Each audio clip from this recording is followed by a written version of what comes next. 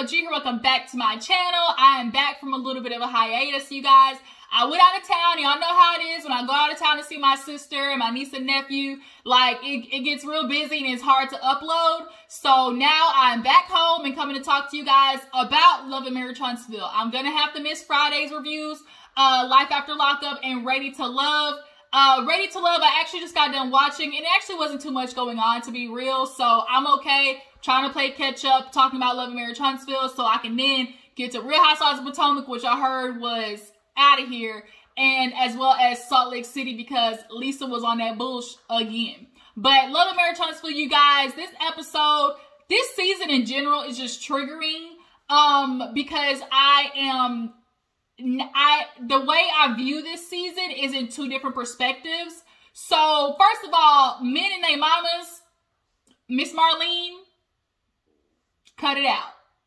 Cut it out. Because your son, you play a part in why your son is out here in these streets, community dick, and why he ain't good for nothing husband. You play a part of that. So, we gonna have to discuss this conversation that you and Martell had. But back to what I was saying is, like, it's hard watching this season because I view it in two different perspectives. One perspective being a child of divorce and being a kid who actually, you know, witnessed parents going through what Melody and Martell had. You know, I will say the kids, you know, I don't want to say they're lucky or like a benefit, but I will say there is like a barrier being as young as they are because they don't understand. Like, they don't have enough understanding yet. It'll come when they get older, especially for the daughters. You know, the son kind of gets it, but for the daughters especially, because as you get older and you start, you know, trying to go out there and seek partnership, you now have to look back and be like, okay, what is my example? And you're going to have to look at Martell and realize, damn, that ain't it. So, you know, that's one of my perspectives as not only one, as a child of divorce, but two, I'm now watching it as a daughter who witnessed parents going through what they went through, i.e. Martell, a little bit of Martell and Melody drama with a little bit of Marsau mental head fuckery, right? I witnessed that as, you know, a teenager because I was a teenager when my parents, you know, went through their Lifetime movie madness, right?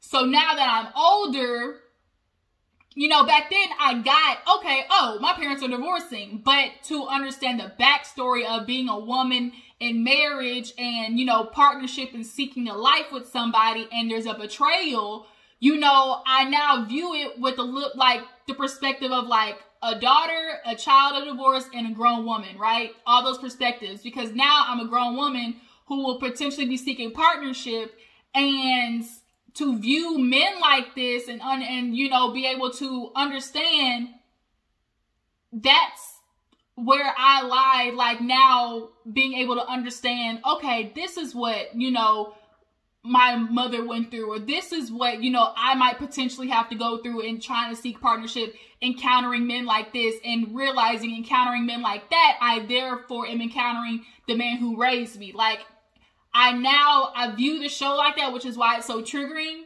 And it's now like I'm watching it as a grown woman too. Like I said, like I'm now I'm empathizing and I'm sympathizing and I'm able to understand more the backside of, you know, marriage and divorce. Not just as a child, you know, who watched it, because you don't get all the puzzle pieces, you know, not until you're older. And so I'm waiting for that moment where the daughters are older and they now have to look at Martell, and you have to sit down and talk to your daughters and basically explain to them why you could not be their example. Martell, that day is going to have to come. And let me tell you, it's going to hurt. It's going to hurt, okay? Because that lack of respect that's going to be there naturally over what you did, you're going to have to face that. You keep trying to run from it, but buddy, let me tell you, you're going to have to face it. But I need to quit ranting. Let's go ahead and get on to the show. I appreciate you guys for tuning in. Always constantly showing love and support. Make sure you drop down in the comments telling you how I feel about the episode. And how do you guys feel about Miss Marlene, you know, wiping, you know, Martell's baby booty ass and, you know, putting a Band-Aid on his boo-boo because he ain't a grown man. You know, I can't stand Miss Marlene now. Oh, what a heifer. Let's go ahead and get into it with her bad wig. So we open up the episode with Maurice basically talking to Kimmy And he pulled the okie doke on her. She's thinking she's about to go to a piece of land where they're building their house. But he's like, oh, no, this is going to be a spec house. She's like, spec house? So you don't want to build here? And he was like, well, I was just thinking, this will be your next step in real estate. I mean, you talking with Jalen and, you're flipping houses. I figured this would be your next step. So now it's like, you just gonna throw it on Kimmy. Like she said, you want me to be a part of things, but never in the decision-making process. Ain't that crazy how men always do that? It's like, oh, I want you to be a part of it, but only when it comes to solutions. Only when it comes to picking up where I might have messed up.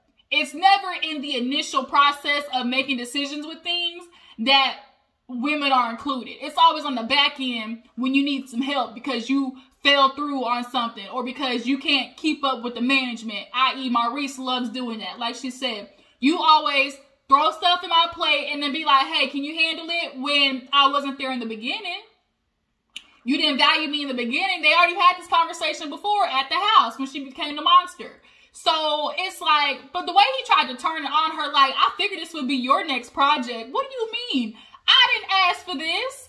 So then she's like, here we go again, Maurice. And he was like, well, I mean, we didn't have that conversation. Now you playing semantics. And she's like, we're not going to do the semantics. I'm just letting you know this right here is an example of how it's always, oh, I'm going to pass this off to Kimmy.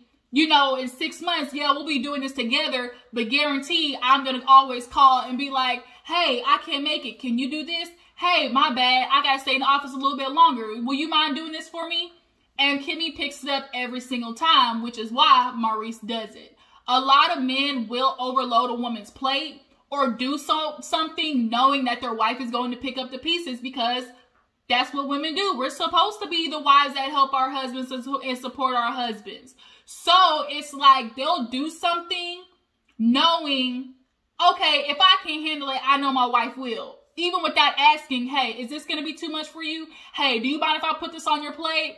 It don't matter. I'm going to do it anyway because I know at the end of the day, she's going to do it because she loves me and that's what wives and women do. And Maurice keep doing this shit too because Kimmy let him. Kimmy, I love you, but girl, if you tired of Maurice putting shit on your plate, stop taking it.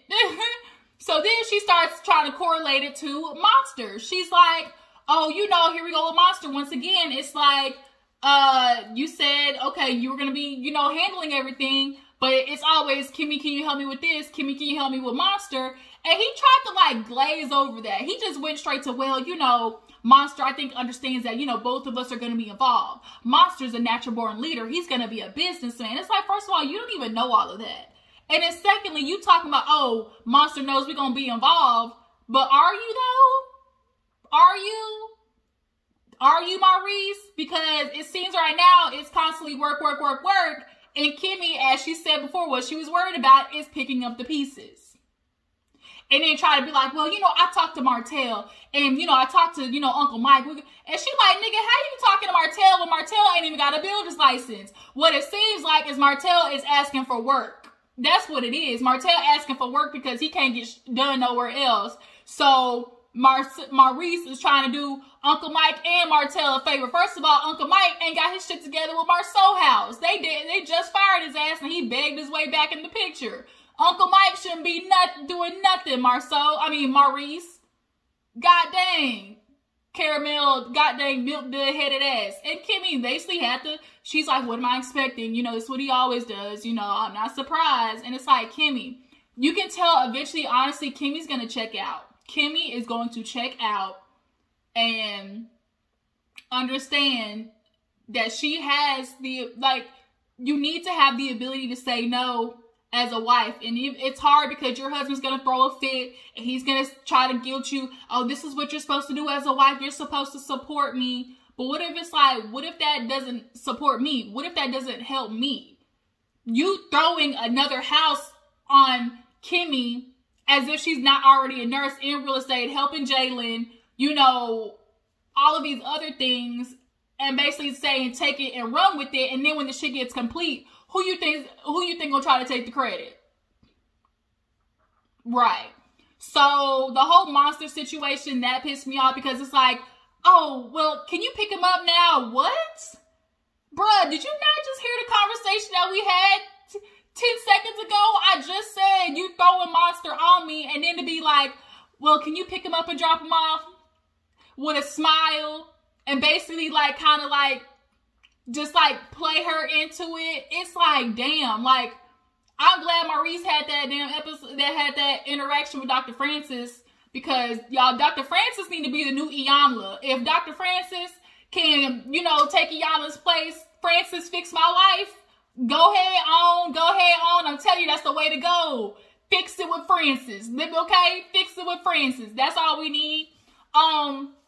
So moving on, we go to the house with Maurice and Martell, her anxious son. So they talking about doing hair. He's like, oh, you know, I don't like to get too far into it. You know, I don't like to do the girl, you know, do my daughter's hair because, you know, I let the women do that. What does you having the ability to do your daughter's hair have to do with like, oh, the women got to do that? You know, that's what the woman is for. But now that I'm a single dad, you know, shit, I'm going to do it.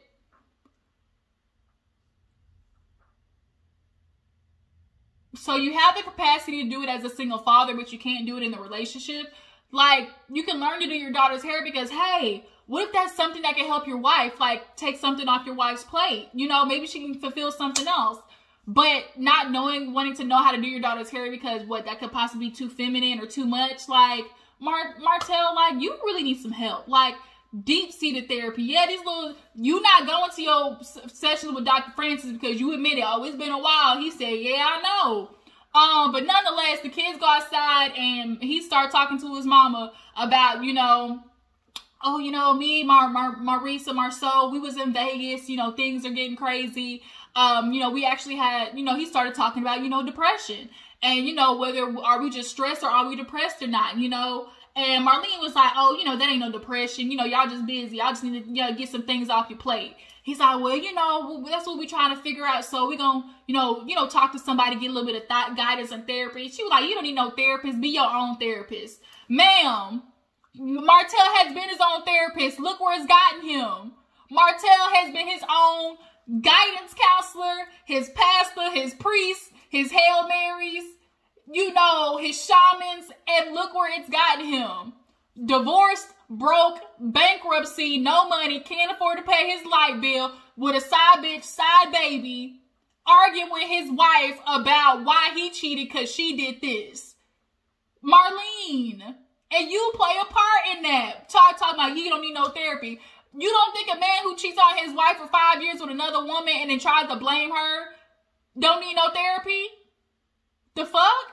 So then she was like talking about, oh, you know, just be your own therapist. You know, I just say you just got to clear your plate. You know, you just working too much. He was like, yeah, you know, I am kind of glad it's so slowed down a little bit. Really? You glad it slowed down a little bit? That fucked up credit don't say so. But then it's like, oh, you know, I was going for 8-9 years. You know, I just said, you know, back then, you know, with the kids and stuff, I ain't like that Melody had you running. You know, I used to always say, you know, oh she gonna work my son to death. She gonna kill my boy. Martell gonna kill Melody because just like he was out there working, he was throwing that shit on Melody's plate because guess what? Come to find out, Melody's the one with the builder's license. So she's the one with the builder's license. She's really the one doing the heavy lifting. But your son apparently out there working, still had enough time to fuck a bitch on the side. So was he really out there working like that, Miss Marlene? I literally got triggered watching this shit because it's like, bruh, Marlene. So then that go from, well, you know, I just really need to talk, you know, get some guidance because with Melody, we had a big blow up in Vegas and we're trying to do co-parenting and, you know, talking about the song. And she's like, oh, the song, he's like, yeah, you know, the kids shouldn't be knowing that about their dad. And she's like, oh, you know, your son was talking about that song. He's like, oh, you know, mommy got a song. She's like, oh, for real? He's like, yeah. And she's like, oh, she just talking about your damn daddy.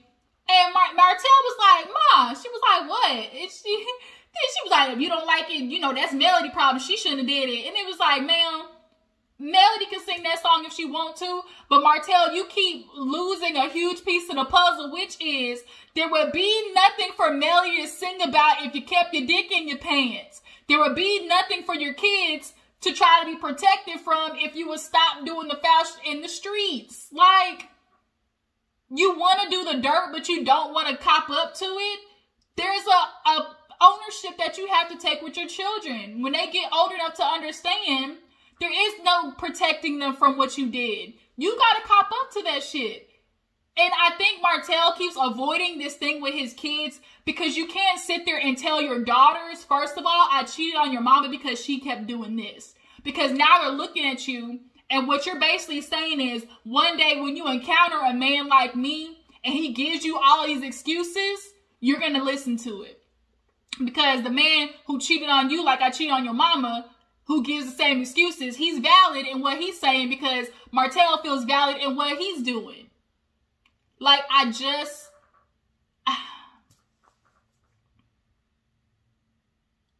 Marlene, get help and have your son get help. Both of y'all need to go see Dr. Francis at the same damn time. Future it up, same damn time. Go together, and you need to understand that Miss Marlene, this coddling, and then she was like, oh yeah, you always gonna be my son, and you did a good job. You don't let nobody tell you no different, baby. You did good. So what, you had a baby, that'll make me lose no sleep. So what, you had a baby? You ain't losing sleep, but guess who's losing sleep? His kids and his wife. Like, the lack of consideration and care, and then Martell takes that shit on his back and then goes out and does what he do. I just don't understand. You're talking about take that up with your damn wife. First of all, y'all, I think Marlene drinking that Parmesan, that E&J, that gin and juice, all them old folk drinks. I'm sorry, y'all. I think Marlene, she was under the influence this episode. I think she been either taking them tabs or drinking, because Marlene, she been acting a little out of there. You could tell just the way like I don't know, y'all. I think Marlene might be on a little bit of substances. I'm just gonna say, I just think, okay? So moving on. And then Martell too, you need to talk to Melody, because look, come to find out it was your mama who spilled the beans about, a song about yo ain't shit ass. So time to go back to Melody and talk to her about that one. So speaking of being ain't shit, he decides, him and Maurice, to talk to Dr. Francis to get they ain't shit behaviors together. So they call Marsau, and Marsau is nowhere to be found. So he's like, oh, I told you guys, like, that ain't for me. That ain't for me. He out there running or whatever. And so Martell don't know what he want to be. He don't know whether he want to be in the 40s, 60 range with that damn hat on, looking like he getting ready to go to the park and play chess, or if he want to shop in the junior section and have his chest out with his little bitty bare ass taco meat chest. Like, he don't know what he want to do. But nonetheless, Marsau in the confession was like, oh, therapy. I'm sure Dr. Francis is good at his job, but I just really feel like that's more geared towards females, or, men who have the mindset of females. So first of all, you calling your brother a female. And then secondly, what you're saying is basically men who go to therapy or go talk to somebody is basically some bitches. Is that what you're trying to say, Marsau? Who really the Mitch is you, a person who clearly has issues but doesn't want to address it, and understanding that you have issues that's affecting your whole household. But you're not going to change it because you get the benefits still, because Tisha still does what she does, even though you're a piece of shit, and Tisha does what she does, and oh, by the way, the daughters are watching her do it. You and Martell are in the same exact position. Martell's ass just got busted. He's a little bit more forward with his, discretions, or, with the way he thinks. And you're a little bit more covert, but at the end of the way, you both are men who have daughters looking up with y'all in the chauvinist, misogynistic ways. Like, I'm just so disgusted. But nonetheless, Marsau ain't showing up. Go figure. But Dr. Francis came to get in that ass. Maurice basically was like, I kind of, connected with my brother, saying that he was experiencing, depression. And I don't know whether I'm stressed or depressed. I don't know which one it is. So he was like, well, your lifestyle, you're super busy. Maurice is explaining that I've always had the mindset of, an entrepreneur since I was 18. He's like, Kimmy tells me all the time, like, I don't even take vacations. I don't even take breaks. So he was like, well, look at how you worded it. Like, you talk about a vacation, and escape. But in order to escape, that means you're also sweeping your issues under the rug. And in order to understand what your issues are and what the problems is and these stresses, You have to be still and address it front on, like head on. Marsau doesn't do it, Martell doesn't do it, and Maurice doesn't do it. They do the same shit men do, which is I'm a work, you know, come home, I'm a work. But then when my wife is neglected and she stops doing what she's doing because I'm working so damn much, I'm not getting what I want out of her, so I'm going to go find another bitch who's going to give it to me and make me feel good instead of addressing the issues head on in your marriage. So nonetheless, Maurice starts getting into, oh, Kimmy, she's competing with, me trying to work. He's like, Dr. Francis said, hell to the nah. Bruh, that's you. You the one that's creating the competition. Okay? In order to some people create their stress because that's the only way they know how to live. Right? Maurice is a person who creates his stress. Marsau is a person who creates the stress and then gets mad that they're in the middle of the maze of stress when all you got to do is step out of it and stop doing it, right? So then he's like, you have two competing things. He looked at Martell and was like, look, your brother got 2 wives over here. Marsau got 2 wives. He at home with his woman, but still thinking about, okay, I got to go to work tomorrow. How much money is this going to be? If I get this call, am I going to be able to do it? Like, that is your wife / mistress. A lot of people like, oh, my work is my mistress. Marsau, that's like, you can't want both things and like you're constantly choosing work and you're neglecting Kimmy and then still wanting her to do these wifely things at the same time. Like, that's fucked up. Right? So now Maurice is like, oh, Doc, like, damn, I get it. I get what you're trying to say now. Yeah. And then he's in the confessional and, I'm realizing I'm not, communicating with Kimmy as much as I thought I was. No. No, you're not. But Kimmy's told you this before, but it's amazing how Kimmy can tell you all these things, but it don't really click until Dr. Francis tells it to you. So then he gets on Martell. It's my, now Martell, I already know where you at, but we still could talk about it. He's like, yeah, I kind of lost everything. I don't want to say I lost everything, but I lost everything. Yeah, nigga, you lost everything, all right. Like I said before, you got no wife. Your kids coming part-time, your credit fucked up, you're going through bankruptcy, ain't got no builder's license, so you ain't building nothing sometime soon. You're wearing shirts that's too small for you. Like, yeah, you lost everything, homeboy. So then he's like, well, what are you feeling? Like, is this now we're going back to the circle of, is this depressed or you just hurt? I think Martell is depressed, absolutely. But he moves past it like, most men do. Try to, cover it up with stuff. But he lashes out, which really shows how he feels. Really shows how he feels. But, he's trying to be like, oh, I'm just hurt. And he's like, yeah, you're going to be hurt, all right. Now it's time for you to fix it. He told him, he was like, it's up to you guys to understand it starts with you and you have to fix it. Now that you are aware, what are you going to do with it? Because a lot of men will have that realization and being aware of what their issues are, but actually choosing to fix it is another thing. Because now when you make the decision to try and fix it, you're now losing all of the things that make you feel comfortable as a man and all the benefits that you're getting. Now you have to consider somebody else. And if you've been doing it so long where you've been getting the benefits, you kind of don't want to give that up. Men don't want to give that up. Oh, now I got to start being a husband. Now I got to start being a partner. Wait a minute, what? And then they'll just keep doing the same behavior. So moving on. What happened after that? I think the race, right? So it's the day of the race. Everybody's going through the Destiny race. Super cute. Marlene and Martell come late. The mama ain't want to come. I feel like Marlene don't want to go out in public because she understands her son is the one with the scarlet letter around town. She can't go out there and show her face. You raised that nigga. Don't nobody want to admit to raising that asshole.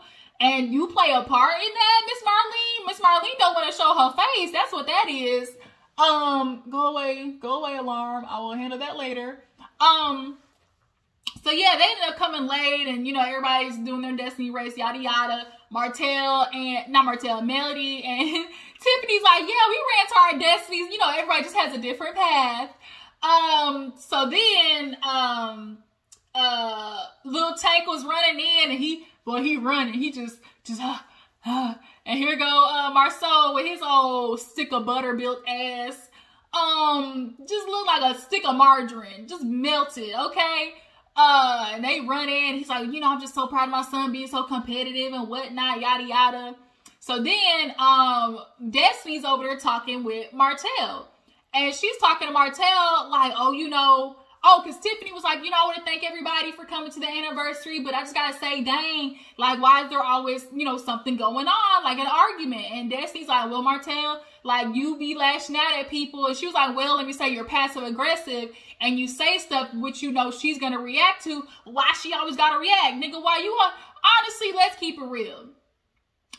Melody's a poker, right? Martell is a jabber. They're doing the same thing, just in different ways. Melody pokes with the comments, right? And Martell does jabs with the questions and the pointing the fingers, right? And so she's like, you know, you do that and you lash out at people. And he's like, oh no, he tried to talk over her, and she was like, And he was like, you know, that's the problem, you know, with women, you know, I ain't gonna never let no woman. It's always about not letting a woman talk to me, right? Or a woman this and a woman that. First of all, fuck out of here with that shit, okay? And then, secondly, why I just popped in my head, and then he was at the damn therapy session, you trying to get help for you, but you talking about, oh, you know, Dr. Francis said a word, you know, Melody definitely needed it more than me and Maurice did. Why are you worried about Melody? This is supposed to be your session. You supposed to be going to church getting your sermon, and you worried about somebody else reading the Bible. The fuck? So then, back to that, you know, Destiny's talking to him out of nowhere. Miss Marlene comes with the, no, Destiny, this ain't none of your business. This ain't none of your business. You ain't gonna talk to my son like that. You know, that ain't your husband or ex-husband. You know, you need to quit defending Melody. And it's like, ma'am, first of all, he's a grown-ass man, even though he don't want to act. He want to claim he a grown-ass man, but your son, he can defend himself. But basically, it was all about her feeling like, you know, I'm tired of people ganging up on my son. Well, tell your son to stop doing fuck shit when nobody had to get on his ass, period. So they kind of cleared that out because Destiny's like, Marlene, you wasn't there. Like, I can talk to him because nonetheless, Martell's her friend, so she's talking to him as a friend. Like, you doing messed up stuff. And so Martell's like, you know, I'm glad my mama was there because I didn't want to have to raise my voice at Destiny. You ain't had no problem doing that shit before at all. So then, Marlene and Martell end up, you know, getting ready to leave. You know, Martell was kind of feeling, you know, a little reminiscent, a little, you know, mushy on the inside because he's like, oh, you know, to see all the Holtz here one time, you know, it's just a good feeling. Huh? Well, you effed that up, didn't you? So, Marlene and Miss Van, is her name Vanessa, Miss Van or whatever, they were like, oh, you know, we got to get together with the grandkids. And, you know, she was like, yeah, you know, we'll just talk. And here come Miss Wanda, you know, with the questions, okay? I'm just asking questions. So she's like, what y'all talking about? She's like, you know, not just the grandkids. She's like, well, you know, I talked to Melody and Martell the other day. And, you know, just about them getting back together. And both Marlene and Miss Van was like, nope, that's their business. My name Bennett, I ain't in it. She's like, I was just, you know, talking about, you know, how married couples, they just go through what they go through, you know. And she was like, Miss Marlene ain't want none of it. She said, ain't none of my business. It ain't none of my business. Okay. Miss Marlene had out there, and Miss Marlene always loved to pull the, well, you know, that's what she talked about. I can't control her, you know, it's always, I can't, you know, I can't control what nobody say. I can't control what nobody do. Yeah, you can't control what nobody do or say, but you can control whether you support that shit or not. But her and Martell leave, so Miss Van and Miss Wanda start getting into it, right? So Miss Wanda was looking at Van and was like, oh, you know, I was just, you know, talking to, you know, about Melody. And she was like, yeah, you had a lot of stuff to say on social media. You know, you trying to offer advice. Miss Wanda, ain't nobody listening to your advice, boo-boo. And she's like, what you mean? She's like, all you've been doing is talking negative about Melody. Oh, well, you know, on social media, you know, I ain't got no problem saying what I gotta say or some shit like that. And so Miss Van was like, oh yeah, you want to sit here and talk about getting back together, you know what Melody doing, but you the one with a husband and a boyfriend. And she was like, yeah, I put it out there, I got a husband and a boyfriend, you mad about it or something like that. So then these two get to going. Now Miss Van talking about, girl, I ain't doing this with you. If you trying to get ghetto, I'm not doing it. And then Miss Wanda's like, oh, ghetto. but in the confessional talking about ghetto, the ghetto. Ooh, the ghetto. She's like, oh, you know when I get ghetto, because I take off my earrings and I take off, you know, my shoes and stuff. That's how we get ghetto, okay? Oh my God, Miss Wanda is like, she is hell in a handbasket. So then, she started going back in Miss Van to my, oh, you know, you want to bring out my business, talk about me, you know, when you a cheater. And she was like, woman, please. I mean, I'm just saying, I'm just asking questions. You know, you was cheating with a, like when you date somebody married. She said, I ain't never been with nobody married. And she was like, well, I'm just asking questions. So then she was like, if you want to get ghetto, I'm not doing this. Like, you can step. She's like, I just came over here because I was talking to Miss Marlene. She said, well, Marlene gone, so that means you can go ahead, you know, poof, be gone too. I mean, I'm not going to be in the same country, you know. So then Melody comes over, is like, what's going on? She's like, look, Miss Wanda over here starting shit with me and I ain't here for it. You know, she trying to get ghetto and I'm not here for it. And she want to bring up stuff because, you know, Wanda was foul when she talked about the daughters and their hair. And Tisha still has yet to really cop to that, which I'm excited for the reunion. Because Tisha, you got to understand, your mama be saying shit and you really try to pull up, but that's my mama. Yeah, I understand you've lived with your mama this long and that's what she's always been doing, but that don't change the fact that the shit is wrong. So the fact that you're talking about, oh, Melody's kids gonna be jealous and cut their hair, like, really? You a grown-ass woman talking about children like that? But Melody comes over, so then Tisha comes over, and she's like, get your mama away. She's like, Miss Van, y'all both on social media, y'all both be wrong, you know, and she's like, you do the shit too. And so basically, they both admit to, like, trying to defend their daughters, and, you know, we try to act a certain way. Of course, Wanda's like, well, you know, I'm gonna go hand for mines.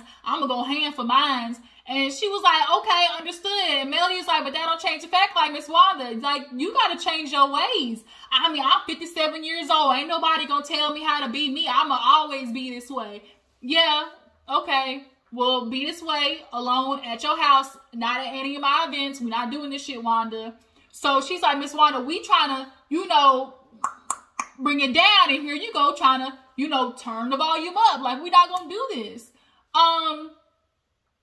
So Tisha's like, let me put my mama away. So she's like, mama, you got to stop doing this. Like, it's not cute at all. And she didn't like the fact that Miss Van called her ghetto. Just because you can articulate doesn't mean you any better. We both from the same, you know, country. It ain't had nothing to do with articulation. It got everything to do with the fact that your mama don't know how to contain herself in public or private events. That's what that is. Ain't got nothing to do with articulation. So you can tell that's where Tisha's, you know, insecurities lie. But she's like, look, I talked to Kimmy, and, you know, she talked about how she didn't tell you to F off or whatever. And she was like, I'm just saying, Kimmy was very disrespectful. Disrespectful? That's what we do, disrespectful? Wanda, disrespectful?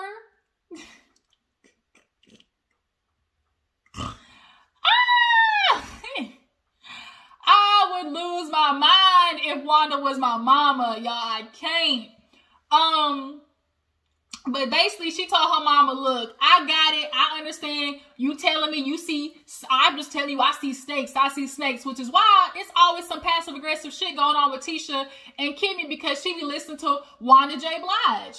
But, you know, she's like, I'm gonna have to let my mama, you know, be at home and, you know, she might have to, you know, be over there for a while because we can't keep doing this at events. And that's where the episode ended. So it was a good episode, y'all, but the shit triggered me. I'm tired of mamas, you know, defending they ain't shit ass sons. Martell, you gotta sit here and understand the fact that, you know, you keep trying to make Melody look bad and put her in the dirt with you, but it's only going to make shit worse for you. Secondly, trying to put out dirt about your kid's mama is not gonna, like, you're gonna have them lose respect for you because now it's like, why is making my mom look bad a mission for you? Like, it's not going to get any better, Martell. At all. At all. You're never going to have Melody look as bad as you. It's not going to happen. Ever. Ever. And your mama's sitting there co-signing it and wiping your boo-boos and putting, you know, alcohol and, you know, Band-Aids on it to try and make you feel better is the problem. Take your ass to therapy, back to Dr. Francis, get your shit figured out, and Martell, mama, you need to figure out why you sit here and accepting this behavior, because clearly you was accepting Martell daddy behavior. So now Martell feel like he better than the other men because I take care of my kids, but you still out here with slinging dick around with coleslaw.